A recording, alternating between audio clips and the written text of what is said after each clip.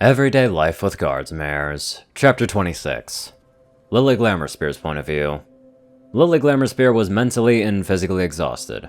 It was almost 6:30 in the evening and her 8-hour shift had ended over 2 hours ago. 8 hours that mostly consisted of standing in front of the Royal Engineer's doors and trying not to go insane as she kept lurching from one emotional extreme to the next.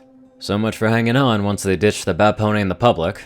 Lily thought it would be impossible for her mind to overstimulate itself in a well-appointed palace chamber with her VIP just scribbling away at his desk. But she was wrong. With nothing to seize on, the flushes of emotion only got stranger and more random. And it somehow got even worse when he sent her back to Bridal Path Clothiers with the sketches for the outfit.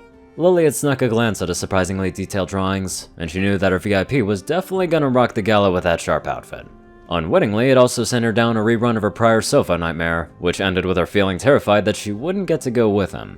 After her shift finally ended, the unicorn had spent the next hour and a half waiting at the infirmary to see a medic. Now she was finally sobered up, thanks to an anti-magic elixir. The potion was formulated to put a dampener on her horn, but it also suppressed the mana burn blowback too. Lily had also been prescribed another 12 once every 4-hour doses, which she packed in her saddlebag case. With her present ludicrousy, she realized just how much of a long shot being invited to the gala would be anyways. The Grand Galloping Gala was, for the most part, a polite event for the ranking members of high society. And like a hat or cloak, a VIP's retinue of guards likewise got checked at the door.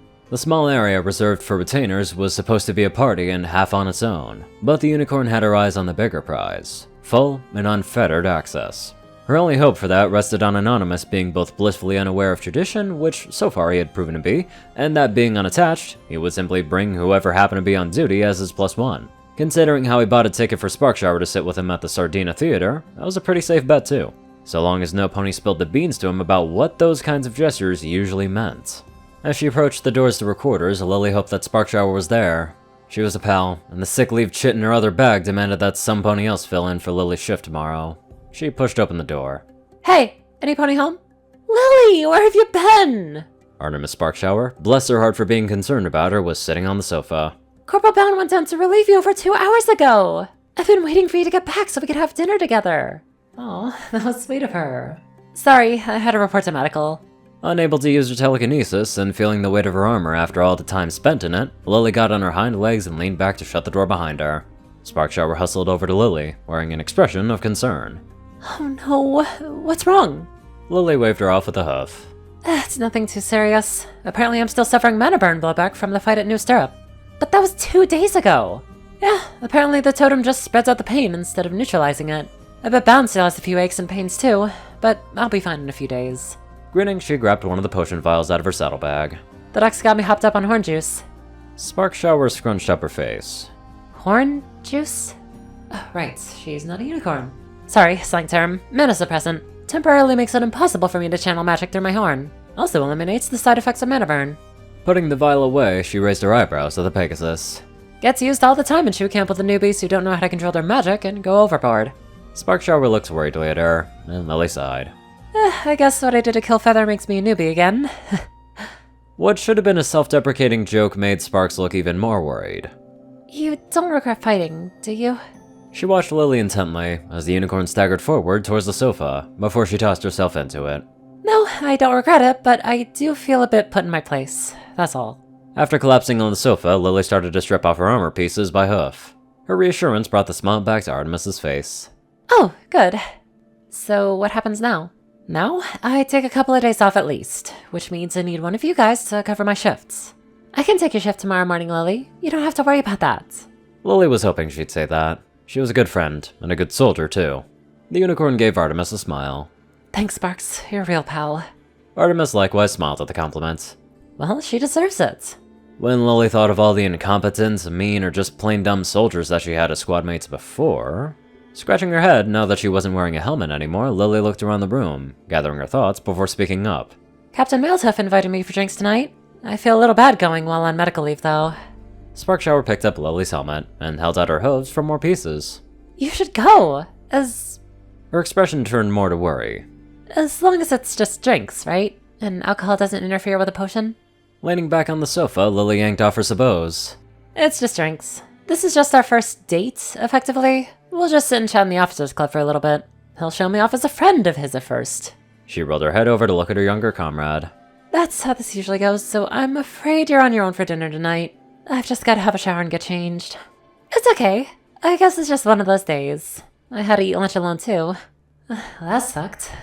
And who knows how many other creepos like Lieutenant Killfeather were out there, trying to mech on Lily's #1 best buddy. She needed Lily's around to help drive them off. She got to her hooves and with Artemis's help walked her armor into her room and put it in a neat enough pile.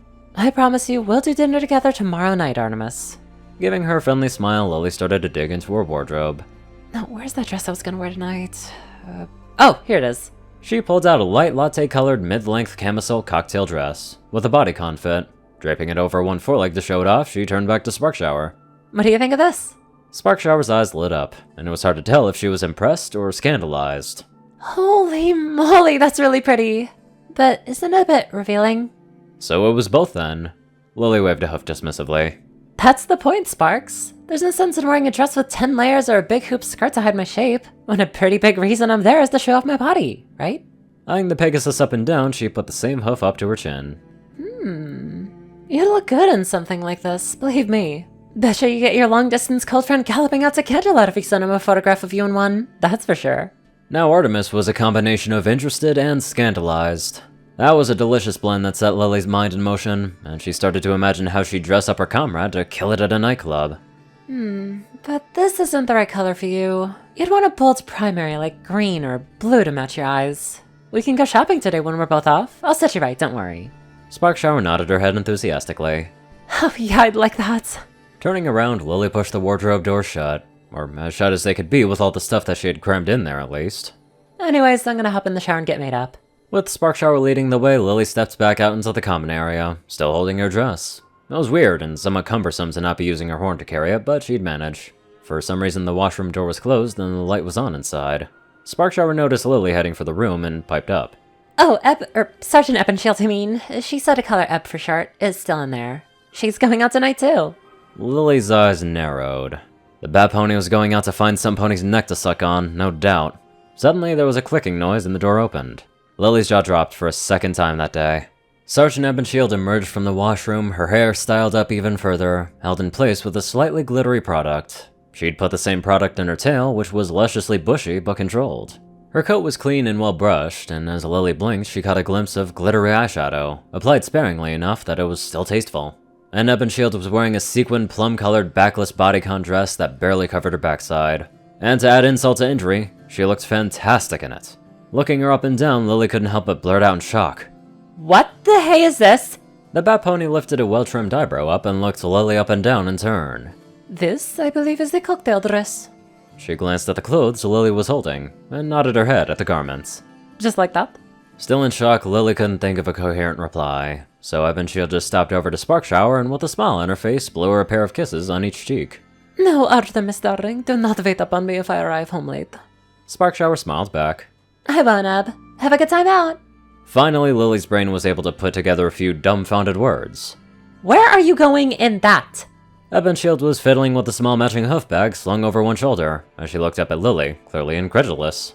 I am going out clubbing. Where are you going? Lily could barely stammer out a reply. I'm going on a date. Sergeant Ebbenshield stared at her like the idiot she at least temporarily was. Shrugging her shoulders, she shook her head. Then I wish you a good time. I will see you both tomorrow.